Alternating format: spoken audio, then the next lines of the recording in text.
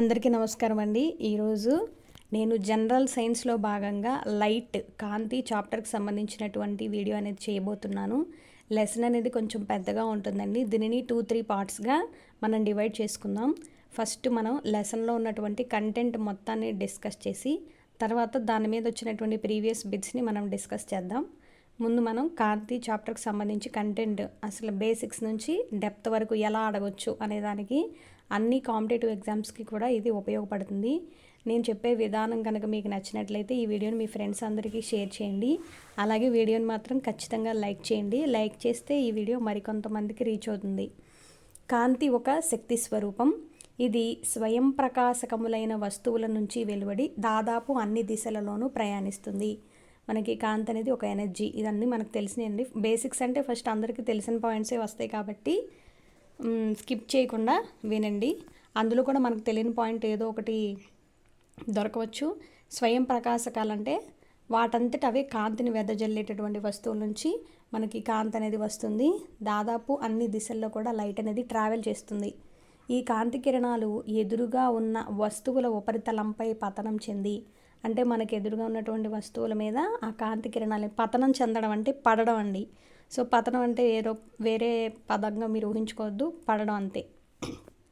చెంది తిరిగి వెనుకకు మరలినప్పుడు కంటిలోని రెటీనాను, అంటే అది ఇప్పుడు మన రూమ్లో లైట్ ఉంటుంది కదా, లైట్ నుంచి వచ్చే రేస్ అనేవి మన రూమ్లో ఉన్నటువంటి గోడపై పతనం చెందడం, అంటే గోడ మీద పడి మళ్ళీ తిరిగి వెనక్కి, మనం గోడకి బాల్ వేసి కొడితే ఎలాగైతే బాల్ వెనక్కి వస్తుందో అలాగే లైట్ రే కూడా గోడ మీద పడి తిరిగి మళ్ళీ అలా వెనక్కి వచ్చి మన కంటిలో ఒక పార్ట్ని తాకుతుంది. ఆ పార్ట్ పేరే రెటీనా. రెటీనాను కనీసం ఎన్ని సెకండ్ల పాటు తాగుతుందంటే చాలా ఇంపార్టెంట్. కొన్ని కాంపిటేటివ్ ఎగ్జామ్స్ అడిగాడండి. 1/16 మనకి 1/16 సెకండ్స్ అనేది తాకినట్లయితే ఆప్టిక్ అనే నాడి ద్వారా మనకి దృష్టి జ్ఞానం అనేది కలుగుతుంది. అలా ఎప్పుడైతే మనకి మన కంటిలో ఉన్నటువంటి రెటీనాని 1/16 సెకండ్ల కాలం పాటు తాకిందో ఆప్టిక్ అనే నాడి ఉంటుంది. ఆ నాడి ద్వారా మనకి దృష్టి జ్ఞానం అనేది కలుగుతుంది. అలా ఆ రెటీనా మీద 1/16 సెకండ్స్ పాటు ఉండడం వల్ల మనం ఆ ఆప్టిక్ నాడి ద్వారా మనకు ఎదురుగా ఉన్నటువంటి వస్తువులన్నింటినీ కూడా మనం చూడగలుగుతున్నాం. కాబట్టి కాంతిని లైట్ అనే పేరుతో ఆప్టిక్స్ అని కూడా అంటారు. అంటే అక్కడ ఆప్టిక్ నాడి అనేది మనకి చూడడానికి ఉపయోగపడుతుంది కాబట్టి మనం ఆప్టిక్స్ అని కూడా కాంతిని పిలుస్తూ ఉంటాం. మానవుడి దృష్టి జ్ఞానమును గూర్చి అధ్యయనం చేయు శాస్త్రాన్ని ఆప్థమాలజీ అంటాం. మనం చదువుకుంటాం కదండి, దృష్టికి సంబంధించినటువంటి జ్ఞానాన్ని ఆప్థమాలజీ, హృదయానికి సంబంధించింది కార్డియాలజీ, ఇలా చదువుతాం కదా. అలా కంటికి సంబంధించి దృష్టి జ్ఞానానికి సంబంధించిన దాన్ని అధ్యయనం చేసే శాస్త్రం ఆప్థమాలజీ. అందువలన కంటి డాక్టర్ని మనం ఏమంటామండి? ఆప్థమాలజిస్ట్. ఇది కూడా మనందరికీ తెలిసిందే. కంటి డాక్టర్ని కూడా మనం ఆప్థమాలజిస్ట్ అని పిలుస్తాం. మరి కాంతిని తమలో నుండి విడుదల చేయు ధర్మమును ఆధారంగా చేసుకుని ఈ విశ్వంలోని వస్తువులను 2 రకాలుగా వర్గీకరించారు. మరి కాంతిని వెదజల్లేటటువంటి వస్తువులు బేస్ చేసుకుని లైట్ని 2 టైప్స్గా డివైడ్ చేశారు. ఒకటి స్వయం ప్రకాశకములు, రెండోది అస్వయం ప్రకాశకములు. స్వయం ప్రకాశకములు ఇవన్నీ కూడా మీకు తెలిసినవే. ఒకసారి బేసిక్స్ కూడా మనం ఇంకొకసారి గుర్తు చేసుకుంటే ఆ పదాలు మనకి ఎక్కడైనా కనిపించినప్పుడు మర్చిపోకుండా ఉంటాం.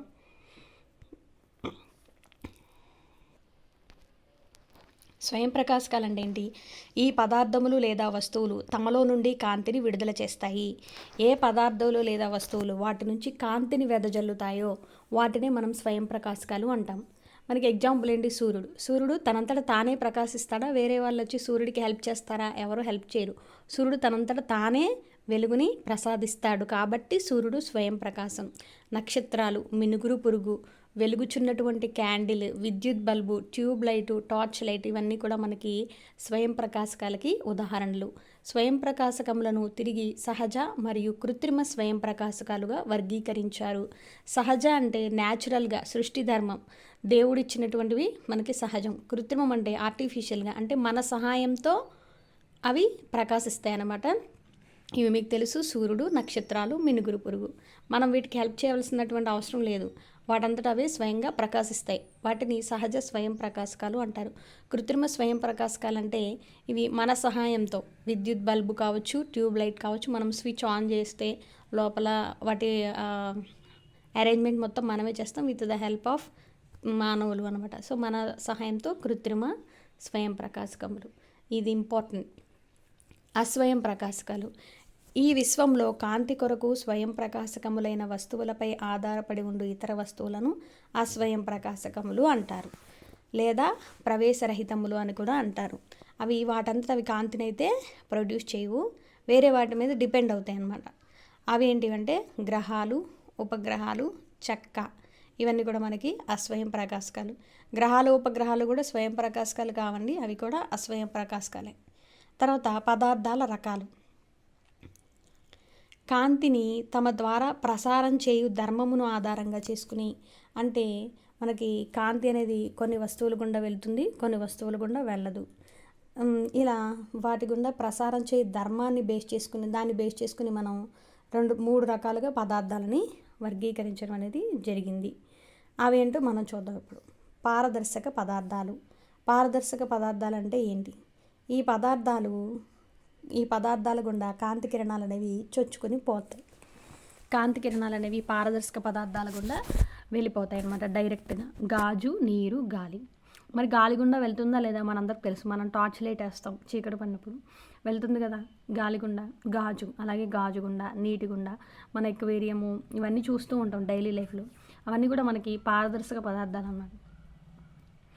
తర్వాత పాక్షిక పారదర్శక పదార్థాలైన అర్ధ పారదర్శక పదార్థాలైన ఒకటే.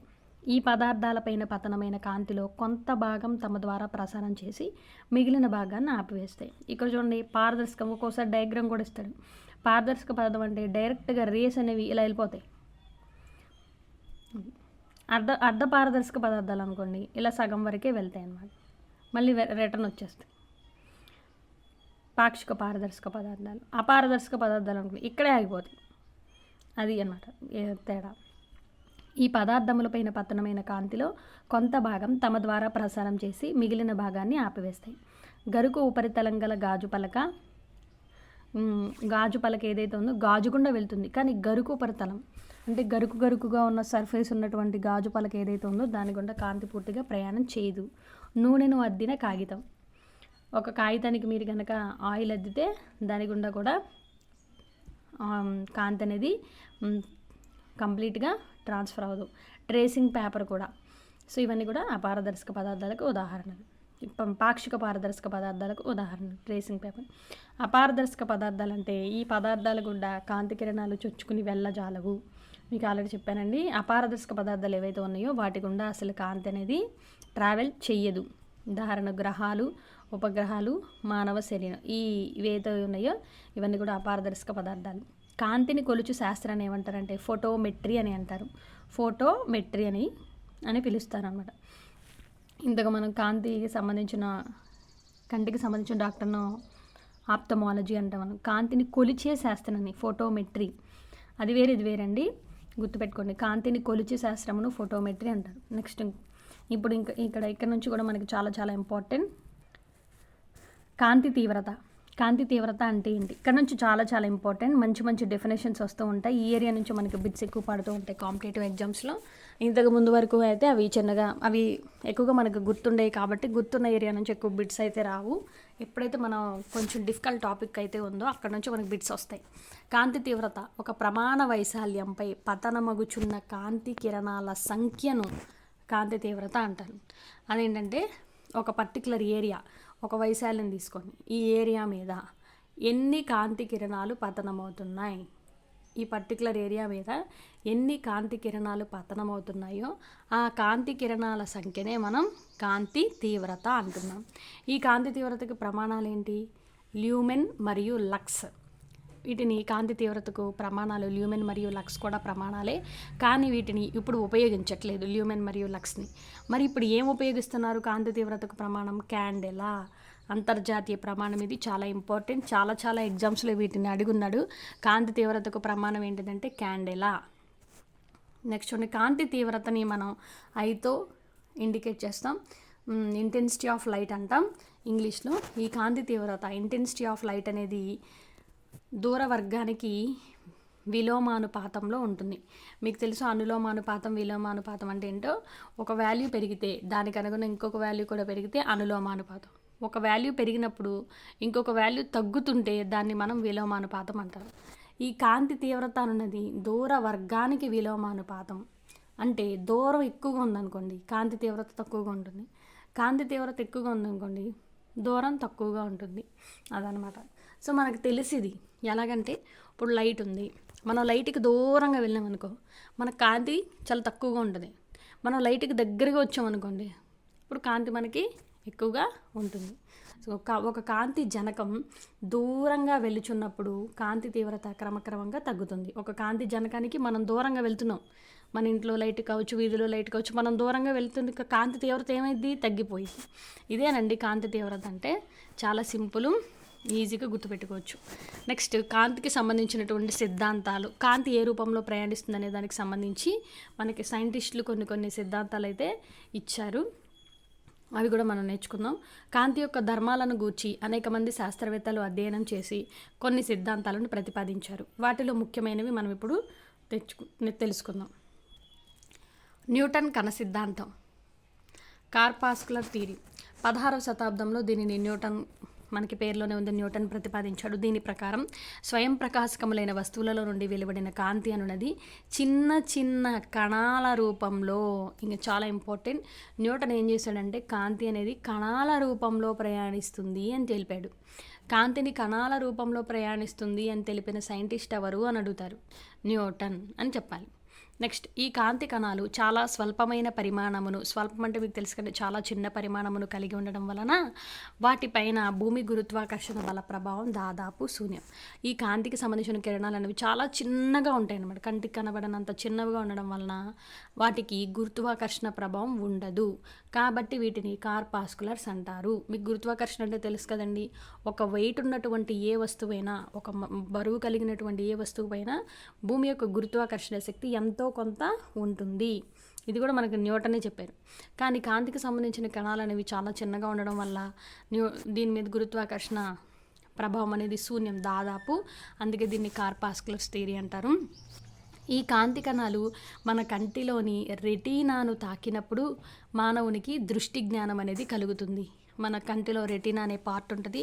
ఆ పార్ట్ని ఎప్పుడైతే టచ్ చేసామో అప్పుడే మనకి దృష్టి జ్ఞానం అనేది, ఇందాక మనం చెప్పుకున్నాం, 1/16 సెకండ్ల కాలం పాటు మన కంటి రెటీనా మీద ఉంటుందని చెప్పేసి ఇంపార్టెంట్.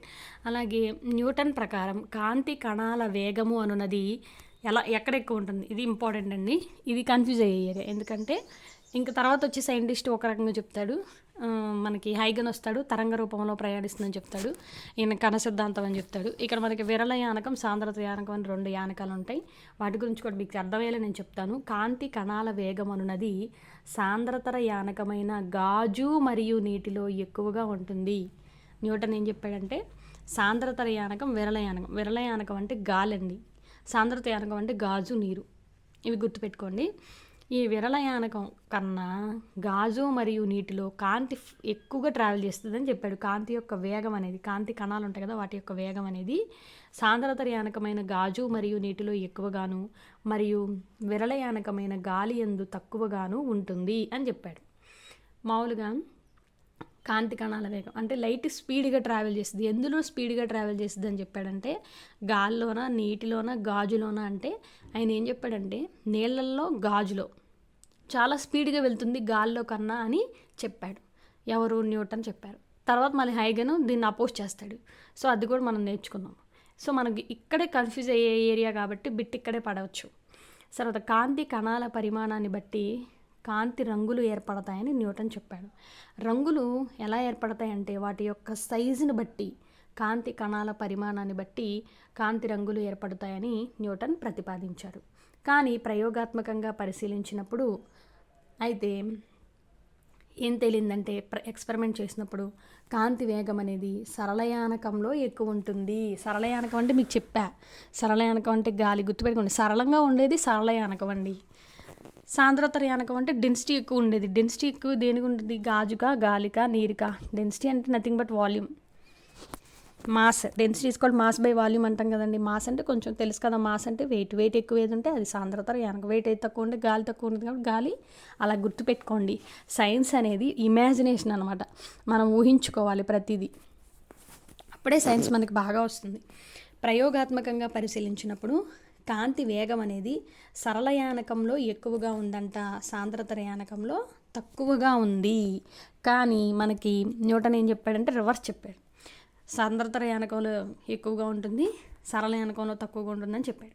అదేవిధంగా తరంగ దైర్ఘ్యమును బట్టి కాంతికి రంగులు ఏర్పడును. న్యూటన్ ఏం చెప్పాడంటే కాంతికి రంగులు అనేవి కాంతి యొక్క పరిమాణం, కాంతి కణాల యొక్క పరిమాణం, కణాల సైజుని బట్టి ఏర్పడుతుందని చెప్పాడు. కానీ అసలు కాంతికి రంగులు దేనివల్ల ఏర్పడతాయంట? తరంగ దైర్ఘ్యము. చాలా చాలా ఇంపార్టెంట్ అండి తరంగ దైర్ఘ్యము, గుర్తుపెట్టుకోండి.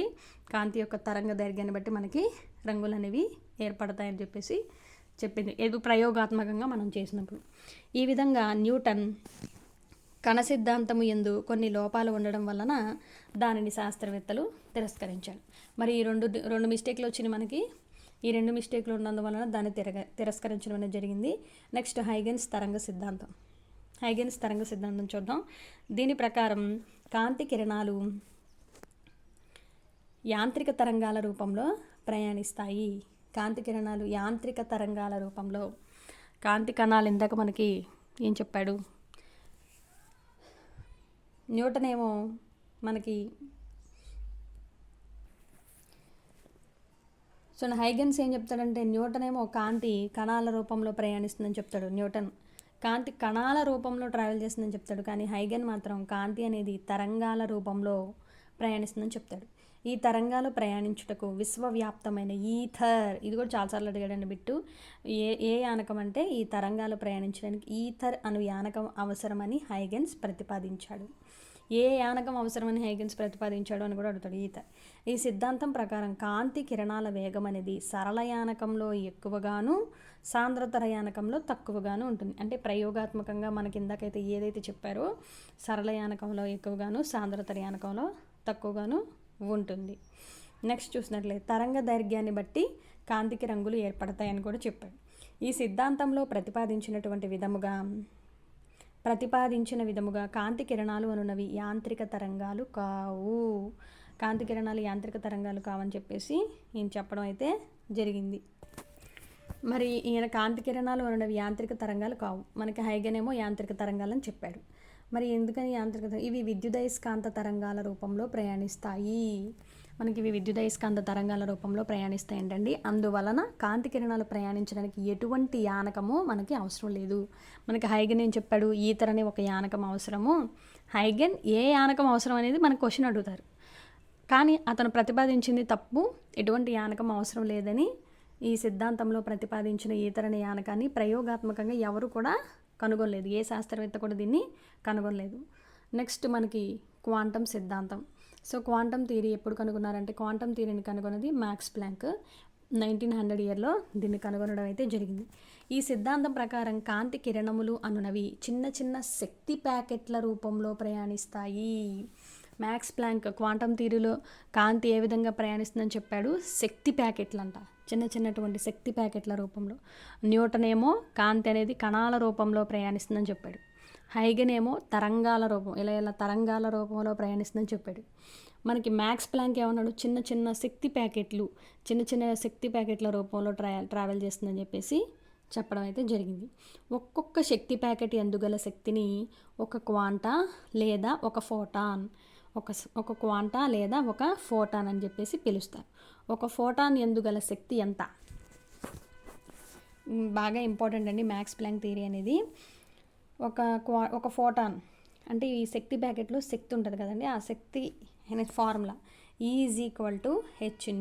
చాలాసార్లు వీటి మీద మనకి ఈ E=hν అనే సమీకరణం మీద మనకి కాంపిటేటివ్ ఎగ్జామ్స్లో క్వశ్చన్స్ అడుగుతాడు, ప్రాబ్లమ్స్ అడుగుతాడు, మ్యాథమెటికల్ ప్రాబ్లమ్. ఇచ్చేసి న్యూ ఇచ్చేసి హెచ్ కనుక్కోమనడం, ఇచ్చేసి న్యూ కనుక్కోమనడం, లేకపోతే హెచ్న్యూ ఇచ్చేసి కనుక్కోమనడం. ఇలా ఈ మూడిట్లో ఒక వాల్యూ మిస్ చేసి మిగిలినవి కనుక్కోమంటాడు. అయితే హెచ్ అనేది ప్లాంక్స్ కాన్స్టాంట్. ఈ ప్లాంక్స్ కాన్స్టాంట్ చాలా ఇంపార్టెంట్. కొన్నిసార్లు ఎగ్జామ్లో మనకి హెచ్ వాల్యూ ఇచ్చేస్తాడు, కానీ మనం ఈ హెచ్ వాల్యూ గుర్తుపెట్టుకోవాలి. కొన్నిసార్లు మనకి హెచ్ వాల్యూ అనేది ఎగ్జామ్లో ఇవ్వడు. సో మనకి ఎంసెట్ రాసే వాళ్ళకి కూడా తెలుసు ఈ హెచ్ వాల్యూ అనేది చాలా చాలా important. 6.25 into 10⁻⁻27 erg seconds, 27 erg second. అదే జౌల్ అయితే పైన మనకి 34 వస్తుంది. న్యూ అనేది మనకి పౌనఃపున్యం అండి. సో మనకి new is equal to C/λ. ఇంకొక ఫార్ములా ఇక్కడ new is equal to C/λ. కొన్నిసార్లు ఈ is equal to H new అనే ఈక్వేషన్ మీదేమో చిన్న చిన్న డిఎస్సి లాంటి వాటిలో క్వశ్చన్స్ అడుగుతారు. ఈ హెచ్ న్యూ ప్లేస్లో మనం C/λని సబ్స్టిట్యూట్ చేస్తే, ఇక్కడ న్యూ ఉంది కదండి, ఈ న్యూ ప్లేస్లో ఈ న్యూ వాల్యూ మనం C/λ ఉంది కదా, ఈ C/λని తీసుకొచ్చి ఇక్కడ ఉన్నటువంటి న్యూ ప్లేస్లో మనకి సబ్స్టిట్యూట్ చేస్తే, అంటే దాని ప్లేస్లో మనం ప్రతిక్షేపిస్తే, ఈ C/λని తీసుకెళ్ళి ఇక్కడ ఉన్న న్యూ ప్లేస్లో మనం కనుక పెడితే మనకి E is equal to hc/λ అనే ఈక్వేషన్ అనేది వస్తుంది. E is equal to hc/λ. ఇది మనకి ఈ ఈక్వేషన్ మీద కూడా క్వశ్చన్లు అడుగుతారు. సో మనకి గుర్తుపెట్టుకోండి, ప్లాంక్స్ కాన్స్టాంట్ హెచ్ అనేది, లాంబ్డా అనేది ఇక్కడ తరంగ దైర్ఘ్యము, సి అనేది కాంతి వేగం, శూన్యంలో కాంతి వేగం. కాంతి యొక్క పౌనఃపున్యం పెరిగినట్లయితే ఫోటాన్ యొక్క శక్తి అనేది పెరుగుతుంది. మీకు ఫోటాన్ అంటే గుర్తుంది కదండి, ఫోటాన్ అన్న క్వాంటా అన్న శక్తి ప్యాకెట్లో ఉన్నటువంటి శక్తిని మనం ఆ విధంగా పిలుస్తాం. ఒక్కొక్క శక్తి ప్యాకెట్ ఎందుగల శక్తినే మనం ఏమంటాం, క్వాంటా లేదా ఫోటాన్. మనకి క్వాంటా అనే పదం గుర్తుంటుంది, కానీ క్వాంటా అంటే ఏంటి, ఫోటాన్ అనే పదం గుర్తుంది. ఫోటాన్ అంటే ఏంటి, ఫోటాన్ అన్న క్వాంటా అన్న ఒక్కొక్క శక్తి ప్యాకెట్, కాంతి అనేది శక్తి ప్యాకెట్ల రూపంలో ఉంటుందని మనకి మ్యాక్స్ ప్లాంక్ అయితే వివరించడం జరిగింది. సో ఆ శక్తి ప్యాకెట్కు ఉండే శక్తిని మనం ఏమంటామంటే క్వాంటా, 1 క్వాంటా లేదా 1 ఫోటాన్. అదే గుర్తుపెట్టుకోవాలి, మనం శక్తి ప్యాకెట్కి ఉన్న శక్తినే మనం క్వాంటా లేదా ఫోటాన్ అనేసి పిలుస్తాం. మరి కాంతి యొక్క పౌనఃపున్యం పెరిగే కొలది ఫోటాన్ యొక్క శక్తి అనేది పెరుగుతుంది. సో మరి ఇవి ఎలా గుర్తుపెట్టుకోవాలి, మీరేం పర్లేదు, మీరు E is equal to H new, ఈ ఈక్వేషన్ బాగా గుర్తుపెట్టుకోండి. ఇప్పుడు మీకు గుర్తుంది కదా, ఇప్పుడు ఈ న్యూ, ఇవి రెండు మనకి ఒకే లైన్లో ఉన్నాయి. ఒకే లైన్లో ఉన్నాయంటే డైరెక్ట్ ప్రపోర్షన్లో ఉన్నాయని అర్థం. సో మనకి కాంతి పౌనఃపున్యం, న్యూ అంటే పౌనఃపున్యం, న్యూ పెరిగింది, ఒకే లైన్లోనే డైరెక్ట్ ప్రపోర్షన్, ఇది పెరిగినప్పుడు ఇది కూడా పెరగాలి కదా, అంటే ఎనర్జీ కూడా పెరుగుతుంది. సో కాంతి యొక్క పౌనఃపున్యం పెరిగినట్లయితే ఫోటాన్ యొక్క శక్తి కూడా పెరుగుతుంది. సో మనకి సరిపోయింది, ఒకే లైన్లో ఉన్నాయి. ఒకే లైన్లో ఉంటే మనకు అవి డైరెక్ట్ ప్రపోర్షన్లో ఉంటాయి. అలా కాకుండా ఇప్పుడు మనం తరంగ దైర్ఘ్యంతో సంబంధం చూద్దాం. తరంగ దైర్ఘ్యం చూద్దాం. ఒకవేళ తరంగ దైర్ఘ్యం కనుక పెరిగినట్లయితే, ఇప్పుడు తరంగ దైర్ఘ్యము ఫోటాన్లో ఉన్న శక్తి ఇది. తరంగ దైర్ఘ్యం అంటే మనం లాంబ్డా కదా, లాంబ్డా ఎక్కడ ఉంది, కింద ఉంది. అంటే ఇవి రెండు ఒకే లైన్లో లేవు, అంటే అవి డైరెక్ట్ ప్రపోర్షన్లో ఉండవు. మీకు తెలుసు, డైరెక్ట్ ప్రపోర్షనల్ అంటే రెండు ఒకే లైన్లో చూపిస్తాం, ఇండైరెక్ట్ ప్రపోర్షనల్ అంటే 1/n అని కింద వస్తుంది. సో అంటే ఇది ఒకే లైన్లో లేవు కాబట్టి ఇన్వర్స్ ప్రపోర్షన్, అంటే ఒకటి పెరిగితే ఒకటి తగ్గాలి. అంటే ఎనర్జీ తరంగ దైర్ఘ్యం పెరిగింది అనుకోండి, ఎనర్జీ ఎక్కువ ఉంటుంది. తరంగ దైర్ఘ్యం పెరిగితే ఎనర్జీ తక్కువ ఉంటుంది, తరంగ దైర్ఘ్యం తగ్గితే ఎనర్జీ ఎక్కువ ఉంటుంది. అదే ఇచ్చాడు, తరంగ దైర్ఘ్యం పెరిగినట్లయితే అంటే ఇది పెరిగింది, ఇది పెరిగితే ఇది తగ్గాలి కదా, అందుకే శక్తి ఏమంటుంది అంటున్నాడు, తగ్గుతుంది అంటున్నాడు. సో సులభంగా గుర్తుపెట్టుకోవచ్చు. ఈ సిద్ధాంతాన్ని ప్రతిపాదించినందుకు మ్యాక్స్ ప్లాంక్కు నోబెల్ బహుమతి వచ్చింది. నోబెల్ బహుమతి వచ్చిందంటే ఇది ఎంత ఇంపార్టెంటో మీరు అర్థం చేసుకోవచ్చు. ఈ సిద్ధాంతాన్ని ప్రతిపాదించిన పిమ్మట భౌతిక శాస్త్రంలో కలుగుచున్న అభివృద్ధి అంతయు కలిపి ఆధునిక భౌతిక శాస్త్రం. ఎప్పుడైతే ఈ సిద్ధాంతం కనుగొన్నారో అప్పటి నుంచి కూడా మనకి ఏం స్టార్ట్ అయిందంటే మోడర్న్ ఫిజిక్స్ అనేది స్టార్ట్ అయింది. మ్యాక్స్ ప్లాంక్ను మరి అందుకనే ఏమని పిలుస్తారంటే ఆధునిక భౌతిక శాస్త్ర పితామహుడు. ఇది అడగొచ్చు, ఆధునిక భౌతిక శాస్త్ర పితామహుడు అని మనం ఎవరిని పిలుస్తాం, మ్యాక్స్ ప్లాంక్ని పిలుస్తాం. సర్ సివి రామన్ తన రామన్ ఫలితమును నిరూపించడానికి క్వాంటం సిద్ధాంతాన్ని ఉపయోగించాడు. సర్ సివి రామన్ మనకు తెలుసు కదండి, రామన్ ఎఫెక్ట్ కనుగొన్నాడు. ఆయన జన్మదినాన్ని మనం సైన్స్ డేగా కూడా జరుపుతాం. మరి ఆయనకి ఆ యొక్క రామన్ ఎఫెక్ట్ని కనుగొనడంలో ఉపయోగపడిన సిద్ధాంతమే మ్యాక్స్ ప్లాంక్ యొక్క క్వాంటం సిద్ధాంతం. సో మీకు అర్థమవుతుంది అనుకుంటున్నాను. ఇప్పుడు ఇంకొక సిద్ధాంతం చూద్దామండి. ఇది విద్యుదయస్కాంత తరంగ సిద్ధాంతం. ఈ విద్యుదయస్కాంత తరంగ సిద్ధాంతాన్ని ఎవరు ప్రతిపాదించారు అంటే మ్యాక్స్వెల్ అనమాట. మ్యాక్స్వెల్ అనేసారు, మ్యాక్స్ ప్లాంక్ కాదండి, అది ఇంతకుముందు మ్యాక్స్ ప్లాంక్ క్వాంటం సిద్ధాంతం. అది గుర్తుపెట్టుకొని ఈ రెండు పేర్లు మీరు కన్ఫ్యూజ్ అవ్వద్దు. మ్యాక్స్ ప్లాంక్ క్వాంటం సిద్ధాంతం. మ్యాక్స్ ప్లాంక్ అక్కడ క్యూ ఉంది, మీరు గుర్తుపెట్టుకోండి. మ్యాక్స్ ప్లాంక్ ఒకవేళ మీరు మర్చిపోతే చిన్న కోడ్ లాగా చెప్తాను. ప్లాంక్లో కా ఉంది కదా, క్వాంటమ్ సిద్ధాంతంలో కూడా కా ఉంది. సో ఇలా గుర్తుపెట్టుకోండి. ఇక్కడ మాత్రం విద్యుదయస్కాంత తరంగ సిద్ధాంతం వచ్చేసరికి మ్యాక్స్వెల్. ఆ రెండే కాబట్టి కన్ఫ్యూజన్. అది మనం అది ఫిక్స్ అయిపోతే ఇంక ఉన్నది ఇది ఒకటే కాబట్టి మ్యాక్స్వెల్ అనేవాడు సైంటిస్ట్ మనకి విద్యుదయస్కాంత తరంగ సిద్ధాంతాన్ని ప్రతిపాదించాడు. ఈ సిద్ధాంతం ప్రకారం కాంతి కిరణాలు విద్యుత్ మరియు అయస్కాంత అంశాల రూపంలో విద్యుదయస్కాంత రూపంలో ప్రయాణిస్తాయని చెప్పేసి మనకి చెప్పారు. చూడండి, ఒక లైట్ గురించే మనకి న్యూటన్ ఒకటి చెప్పాడు, హైగన్ ఒకటి చెప్పాడు, తర్వాత క్వాంటమ్ మ్యాక్స్ ప్లాంక్ ఒకటి చెప్పాడు, మ్యాక్స్వెల్ ఒకటి చెప్తున్నాడు. న్యూటన్ ఏమో కణాల రూపంలో అంటాడు, హైగన్ ఏమో తరంగాల రూపంలో అంటాడు, మ్యాక్స్ ప్లాంక్ ఏమో చిన్న చిన్న శక్తి ప్యాకెట్ల రూపంలో అంటాడు, మ్యాక్స్వెల్ ఏమంటాడంటే విద్యుదయస్కాంత తరంగాల రూపంలో అని ప్రయాణిస్తుంది అంటాడు మ్యాక్స్వెల్. ఈ కాంతి కిరణాలు ప్రయాణించడానికి ఎటువంటి యానకము అవసరం లేదు అని చెప్పేసి మనకి కనుగొనడం అని చెప్పారు మనకి మ్యాక్స్వెల్. కాంతి వేగం అనేది శూన్యంలో లేదా గాలిలో, ఈ వాల్యూ ఇంపార్టెంట్, 3 × 10⁸ మీటర్/సెకండ్ శూన్యంలో కాంతి వేగం. సో కొన్నిసార్లు మనం h/c/λ రాస్తాం, అక్కడ సి వాల్యూ ఇది 3 × 10⁸ మీటర్/సెకండ్. కొన్నిసార్లు ప్రాబ్లమ్ సాల్వ్ చేయడానికి ఈ హెచ్ వాల్యూ సి వాల్యూ ఇవ్వడండి, మనం గుర్తుపెట్టుకోవాలి. ఈ ప్లాంక్స్ కాన్స్టెంట్ 6.25 × 10⁻27. ఇక్కడి వరకు అయితే బేసిక్స్ అయితే అసలు కాంతి మీద ఏ సైంటిస్ట్ ఏ అభిప్రాయం అనేది ఇచ్చాడనేది మనం ఇక్కడ వరకు వీడియోలో చూసాం. నెక్స్ట్ టాపిక్ కాంతి ధర్మములు. చాలా చాలా మోస్ట్ ఇంపార్టెంట్ టాపిక్ కాంతి ధర్మములు అనేది. సో ఇది నెక్స్ట్ పార్ట్గా చేయడం, ఎందుకంటే వీడియో లెంత్ అనేది చాలా ఎక్కువగా ఉంటుంది కాబట్టి. సో ఈ వీడియో మీకు నచ్చితే తప్పకుండా లైక్ చేసి వీడియో మీద మీ అభిప్రాయాన్ని కామెంట్ చేయండి. ఇంకా వేరే విధంగా ఏమైనా చేస్తే బాగుంటుంది అనేది సలహాలు సూచనలు మీ కామెంట్ రూపంలో తెలియచేయండి. అవి నాకు ఇంకా ఉత్సాహాన్ని ఇస్తాయి. Thanks for watching. వీడియోని లైక్ చేసి మీ ఫ్రెండ్స్ అందరికీ కూడా షేర్ చేయండి. డైలీ ఖచ్చితంగా ఒక వీడియో అనేది నేను పోస్ట్ చేయడం అనేది జరుగుతుంది.